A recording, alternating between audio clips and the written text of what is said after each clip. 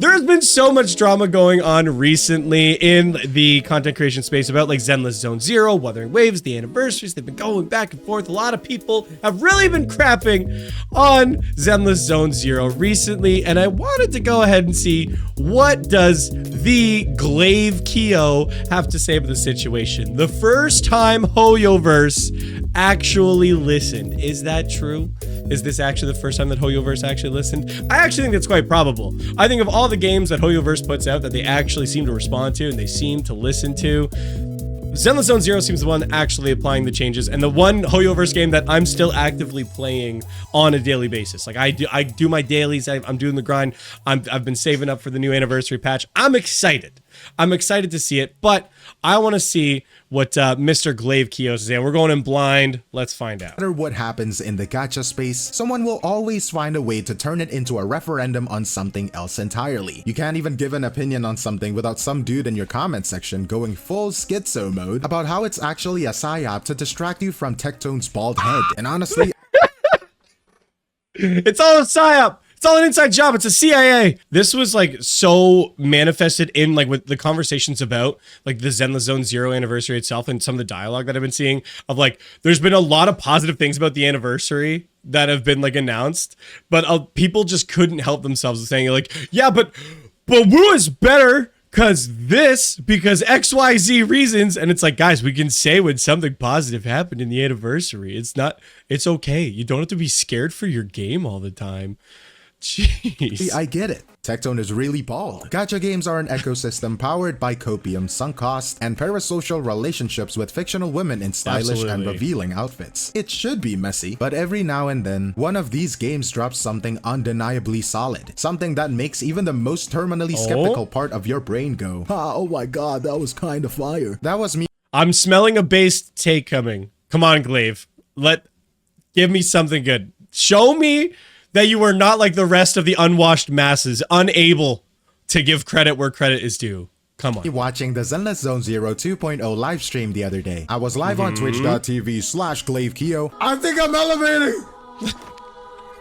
And I was expecting maybe a small patch rundown, some obligatory away appearance, maybe a drip of new content, right? Instead, we got one of the most well-rounded, confident, self-aware updates I have seen come out of HOYOVERse in a really long time. I mean, they're giving out new outfits, they showed off massive quality of life changes, they buffed a fan favorite character that got left behind because of power creep, they handed out. I'm one of the ridiculous people that pulled Ellen on her rerun. I know like everybody was saying that nobody would want to pull her, nobody would ever pull her again because she got power cut by Miyabi, and that's true. And I have Miyabi on my account, but when she came around for the rerun, I was like, I'm gonna pull on her anyway, and I got super lucky, and I actually did manage to get her. So I mean, I guess I'm the clown in this situation, but like now she's getting a buff, so I mean like worth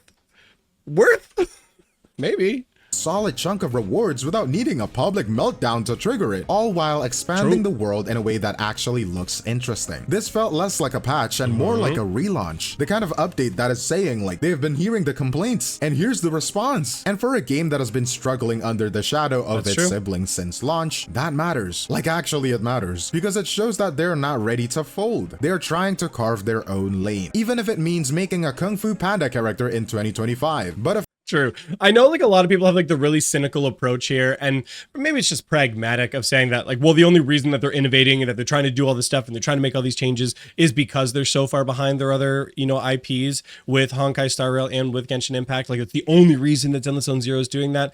And I think like, you know what, if you wanted to have the perspective, I understand. I try not to be so cynical in every aspect of my life all the time. So I would hope that that's not the case, but it's quite possible. It's quite possibly the case. But hey, guess what? The result is the same. We're getting some great updates and I'm happy about it. So guess what? As long as it's happening, I'm gonna keep praising it. Of course, nothing exists in a vacuum. This is gacha, not a yoga retreat. So naturally, the minute Zenless Zone Zero starts looking good, the claws came out from the usual suspects who treat Wuthering Waves and Zenless Zone Zero like a warring nation states. And because I cover Wuthering Waves a lot, apparently I have now been drafted into the conflict against my will. Especially when it's also hilarious still that Zenless Zone Zero and Wuwa like aren't even good comparisons. Like one's like an open world exploration, like action RPG. Zenless Zone Zero is much more akin to like PGR and Honkai Impact Third than it is to Honkai Star Rail, or Wuthering Waves is like closer, obviously, than Honkai Star Rail, but like it's still a very different game in terms of like the overall gameplay experience. So it is always hilarious to me that they bring that in. Comment Also, section dang. is basically a battlefield. So yeah, there is a lot to unpack here, and not just about the update itself, but about the way players reacted and how it compares to Wuthering Waves 2.3, and why maybe, just maybe, we should stop acting like one game getting better automatically means that the other is doomed. Let's dive into it. It doesn't automatically mean the other one is doomed, but like I've talked about this in other videos too, that people always fear like the end of service, and at the end of the day, gacha games are a zero-sum game where if you're spending money on one game, you're way less likely to be spending it on another. So like that's where some of that feeling of the threat comes from, is if somebody is really having way more fun with Zenless Zone Zero and they want to start putting money into Zenless Zone Zero, they're less likely to put it into Wuthering Waves, which people worry could hurt the game state and could hurt things overall. I think a more positive perspective is like, hey, maybe they'll keep pushing Kuro games into implementing more and more things. Like Renacita was great, 2.0 was great. Like let's keep that momentum going. Maybe let's keep that fire burning. Gotcha Smack had a really good video talking about how like when you've got a dev that's hungry, that's chasing your dollar, that's really trying to like earn that, then you're way more likely to get like a better response or better updates and content coming out of that game. So like, yeah.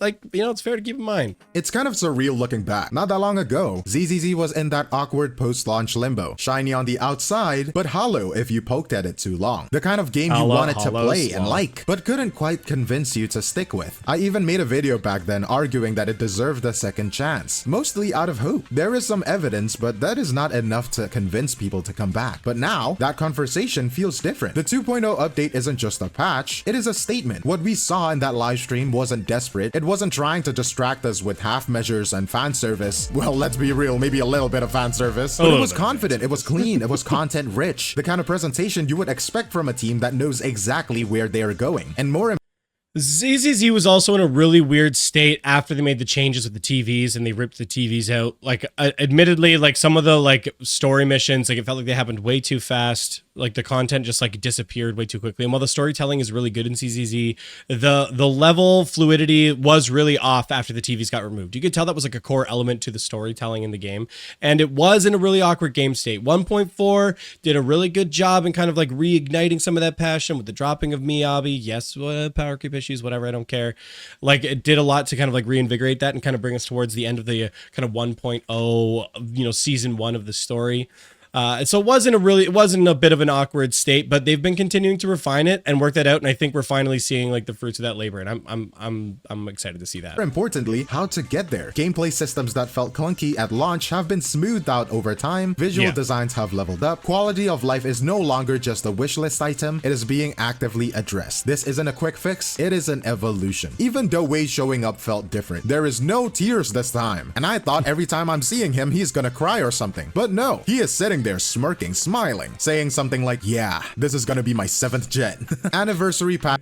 It's like the bridge builder analogy. He cries one time at one event, and now he's just noticed the CEO who cries all the time. Patches in gacha games are usually a toss-up. Either you get something forgettable slapped together in 2 weeks, or you get the kind of update that feels like the devs finally woke up and remembered people still play their game. Zenless Zone Zero 2.0 is the latter. Let's start with the characters. Yushen is the obvious highlight. She is basically what happens when you hand animators too much caffeine and tell them to make the character unreasonably hot. Every time Talk about animation power it is like my brain hits a motion detecting tripwire. It's like I have to watch. The panda character is also there, and I say that with affection. He is wearing a literal wok as a hat and throwing hands like Po from It's Uncle Roger! Kung Fu Panda's lost cousin. It is dumb in the best way possible. There is also this tiger girl, Ju Fufu or something. I think she's kind of cool. She is like the fire version of Nekomata. Animation power creep, but it is what it is. The skins are surprisingly her combo looks a lot cooler than Nekomata's. And there is the free Bell and Wise outfits. Unlocked through the main story. It is such a small thing, but tying cosmetic changes into actual narrative progression makes them feel earned.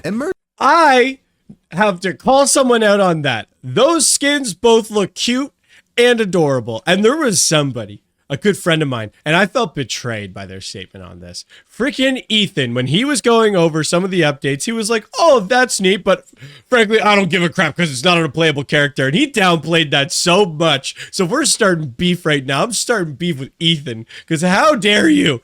I think that's such an awesome addition. We should be like praising that. It's exciting. They're a main character we see really often. They're a core part of the story. It's something that we can appreciate. Come on, man. Let's just all like enjoy it for like a sec, okay? Immersive even. Like you're not just playing dress up, you are reflecting the world around you. And in Wi-Fi Peninsula, with its Cantonese dialects, that detail matters. It roots in a patch in a setting with actual identity. They did preview a big new story chapter, Where Clouds Emplace the Dawn, which is a poetic title until you realize HOYOVERS once again couldn't help themselves and spent 30 uninterrupted minutes spoiling the entire thing live. At this point, it is less a preview. With like very, very low energy in their presentation as well. Very low energy. And more like a PowerPoint summary of all the cool things that you won't get to discover on your own. Maybe someday they will learn how suspense works. As for events, it is a mixed bag. There is some obvious filler, there is some fetch quest and login daily. I actually was kind of excited about this. They talked about how they wanted to find more game modes to like use your bang boos, because right now you got a whole roster of bang boos that you do absolutely nothing with and have like zero impact on like the game process as a whole. Like even like the bang boo that you look at bringing into your team for like combat has like very little impact on it. So I'm glad that they're at least adding in these other systems and other applications for the bang boos that like is not just a cosmetic piece in combat. That feel like they were left in the oven for too long. But then you also get this event where you literally pilot a mecha that fires rockets, which is so aggressively over the top that it loops back around to being charming. And the Bangbu mini games are always a win. Like, say what you want about the writing, right? But those little guys carry the game on their backs, or whatever they're running on, right? And honestly, they are really great like mascots and stuff for the game. I will say that. The mech like game mode is like interesting. That one is definitely one I want to get my hands on before I make like a full decision on it. Like, I worry that like everyone's been talking about with Doom the Dark Ages, that like the mech combat actually kind of sucks, that may end up being the case of the event. I hope that's not the case, but let's hope it's a little more positive. honestly, it is not just about the content. They finally fixed the structure. We have a 3D map now, a mini map, yeah, a better UI that doesn't make you feel like you're navigating tax software. And the story skip function, it is huge. Not everyone wants to crawl through hours of earlier content just to see what is new, and now you don't have to. Put it all together. It's so funny to me that the one HOYOVERS game that I'm like, I don't actually think you should skip this story content. I think Zenless Zone Zero story content is like the best of all the HOYOVERS titles. I think it's got the best character building. I think it's got the best like character interactions and story, the way that the story is being told. It is by far the best of all the other HOYOVERS IPs, and yet it's the only one with the skip button? Why would you do that?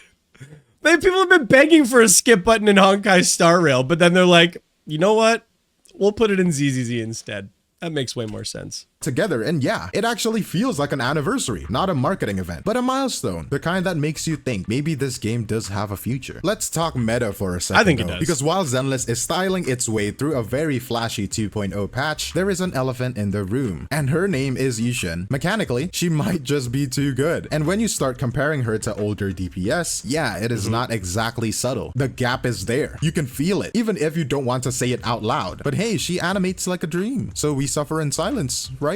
Except the devs didn't stay silent. They did an Ellen Joe buff, which by the way tells you two things. One, the devs are watching, and two, they're willing to course correct even mid-cycle if a character is falling behind. And of well, they straight up said in their other dev vlogs that they're going to be doing more like character buffs. One of the things that happens in the Hollow Zero game mode is you can get equipment for specific characters that does already alter their kit. And they've kind of alluded to that that's kind of like a testing ground for potential buffs for characters, and to try and find other ways that like they can like expand upon their kits and still keep them relevant within the kind of game state as a whole. So I'm excited to see that they're actually starting to implement some of those buffs, that they're actually going to have an impact, and it's kind of coming out of some of those like testing areas with Hollow Zero. And I hope they continue to do it.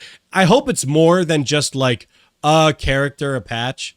Like I'd like to see them like that. Like it's the roster's getting to a pretty decent size that like if they're doing one character a patch, like they're not even going to get through the whole like 1.0 set before like we make it to the end of like 2.0. So I think they definitely need to like speed up that cycle a little bit.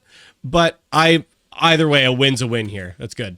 Of course, it just made all of the elitists sound so funny. There is no power creep. You're just building your characters wrong, bro. Skill issue. If the devs themselves are buffing someone,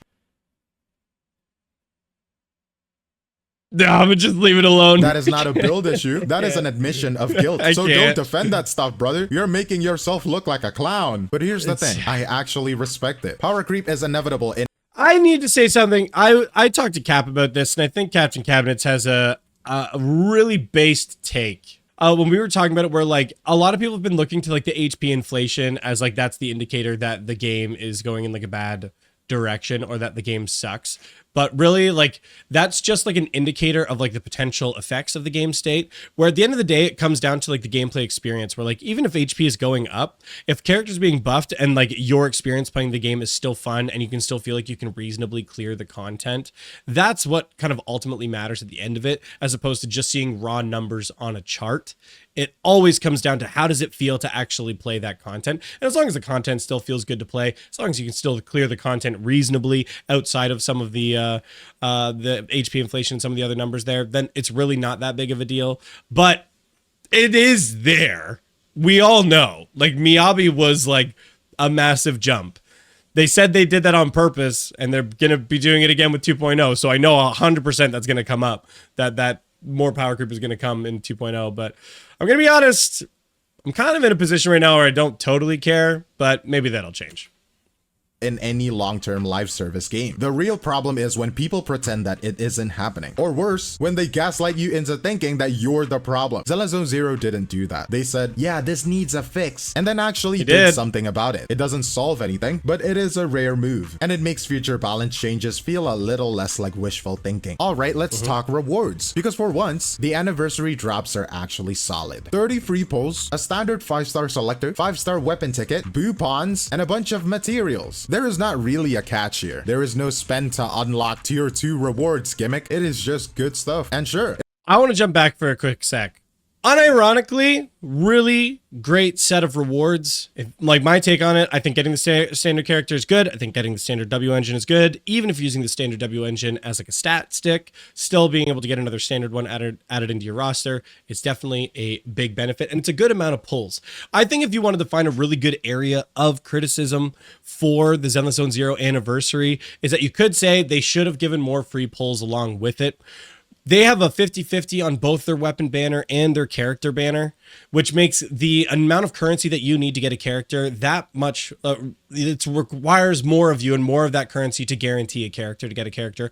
And so they should have been more generous on some of those rewards. Now, compared to some of their other titles, this is pretty generous overall, not gonna lie, but that's like from like a HOYOVER standard. So they should have upped the raw pull currency. Oh, it's 75-25. Sorry, right. 75-25, not 50-50 on the weapon. 50-50 just on the character. 75-25. So like the standard character good, W engine good, boopons whatever. But they like, and the amount of currency is fine. It should have been more. That's kind of where I land on that. Of materials. There is not really a catch here. There is no spend to unlock tier 2 rewards gimmick. It is just good stuff. Cringe. And sure, it is mostly aimed at helping new or returning players to catch up. If you have been playing since launch and already have a maxed roster, a lot of this might not move the needle for you, but that is fine. It still feels generous without throwing off the game's overall balance. And look, after what Wuthering Waves just pulled with their 2.3 anniversary, this is kind of clean. There is no nonsense. It just feels like generosity a little bit. ZZZ's rewards feel like they were designed by people who actually pay attention to the community. Not just the numbers on a spreadsheet, but real players with real expectations. It is not over the top. It is not rage bait. It is just the kind of well-earned goodwill that should be the new standard. Not a one-time surprise. Not a desperate apology or a tear on stage. Just the baseline. Because the like I said, pretty good rewards overall. They should have been more free pulls. That's it.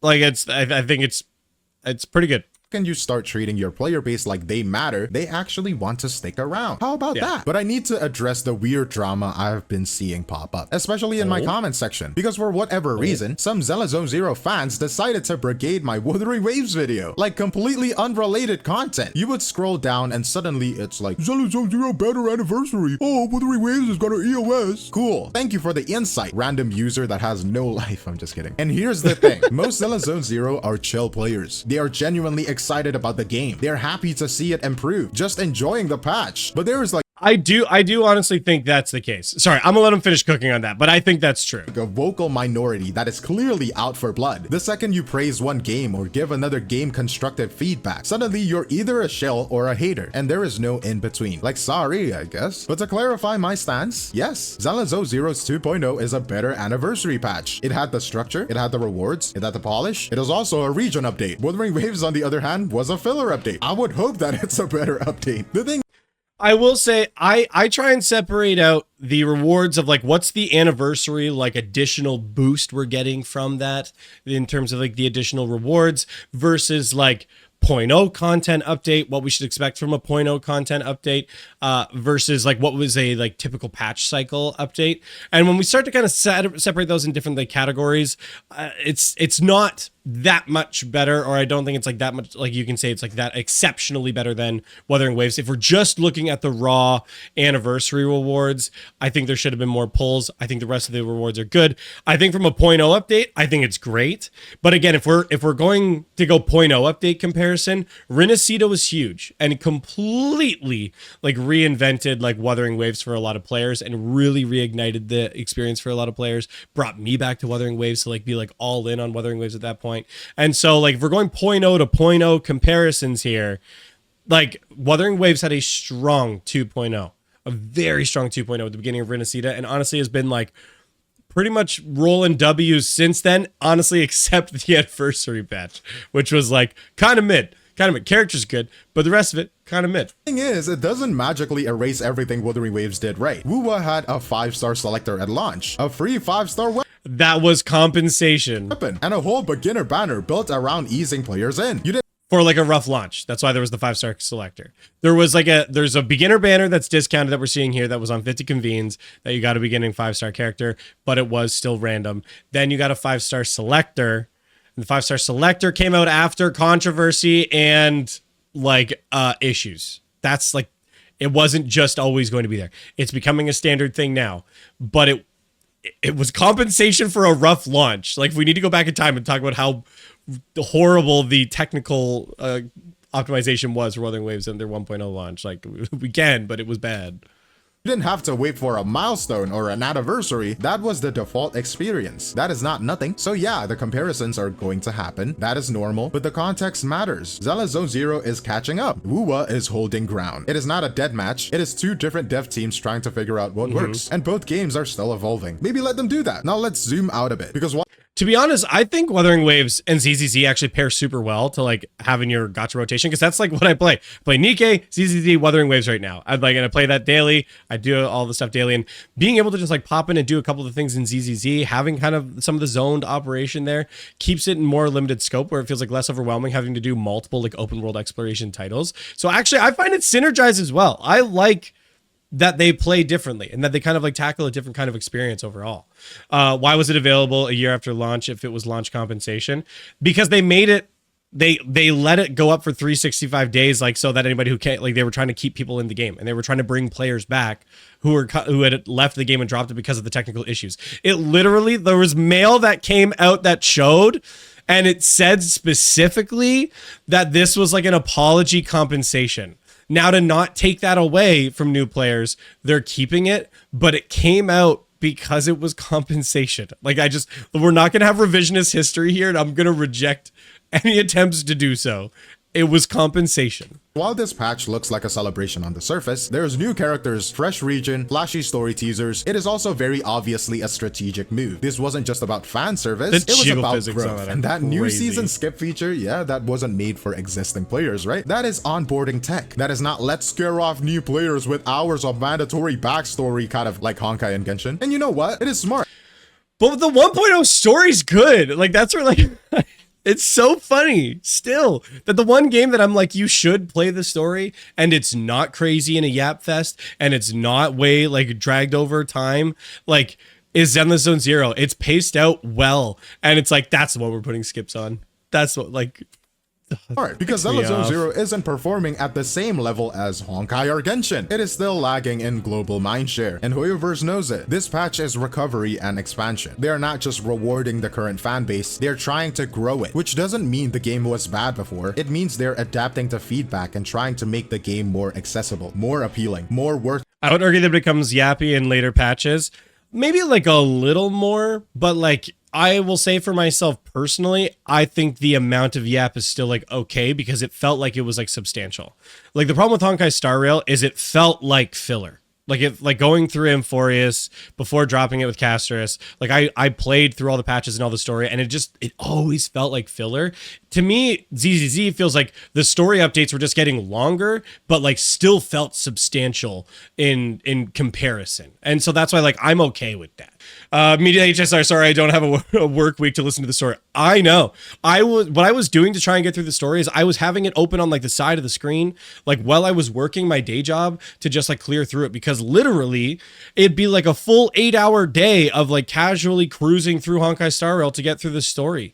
And that was even like beelining it with Acheron of just like deleting enemies in the map and refreshing that. So not even like boss fights were stalling that. Like it's like literally it was like 8 hours of straight like yap fest. They need to learn to be more concise with their storytelling, but also I don't really care. I dropped the game at this point. Worth your time. And honestly, that is the kind of pivot most studios are too stubborn or too slow to make. So yeah, it is calculated, but it is also commendable. But anyways, ZZZ 2.0 isn't just a solid patch, it is a statement, one that says that devs are listening. This was the moment the game Glaive, you brought up that thumbnail like 3 or 4 times, man. Maybe I'm crazy here, but like you don't need to keep using the same one. actually earned its second wind. Not because they slapped a new banner on it or shoved another region in, but because the update felt intentional. Every piece of it, the quality of life, the onboarding, the region design, the event structure, it was clearly aimed at fixing real problems and making the game sustainable. And honestly, that deserves credit. Now, that doesn't mean the game is fixed. There are still cracks. Power creep is creeping in. They spoiled half of the damn story arc in their own livestream. Yeah, and not that was everyone is going to love the direction they're taking with the new characters kits or aesthetics. But this is rare in gacha. The devs are trying. You can feel it. It is not just PR copy anymore. And that effort, it matters. In a genre where most studios would rather gaslight you with a glowing patch notes and say everything is working as intended, seeing actual course correction is a bigger deal than it looks. But that is all from me, Glaive. No, that's very true. Honestly, pretty good video. It was mostly just a massive glaze fest of Zenless Zone Zero, if I'm being honest. Which is like, I mean, like, but it's fair. Like the new update patch looks good, and I think so. It's fair to give credit where credit is due, and so I think that's like a totally fair response to have to it. To me, Zenless Zone Zero is the one HOYOVER game that's actually still worth playing right now. They're actually still making changes. I think taking that philosophy and approach of like when a dev is hungry, that's when it's worth like kind of giving your time and attention to, because you're going to keep getting better and better updates. I personally think Zenless Zone Zero is doing that, and I've been sticking with it and I've been playing it. So let me know what you guys think in the comments down below. W Glaive, great video. If this ends up on YouTube, hey, thank you all so much for watching. We should drop a like and subscribe. We'll see you on the next one.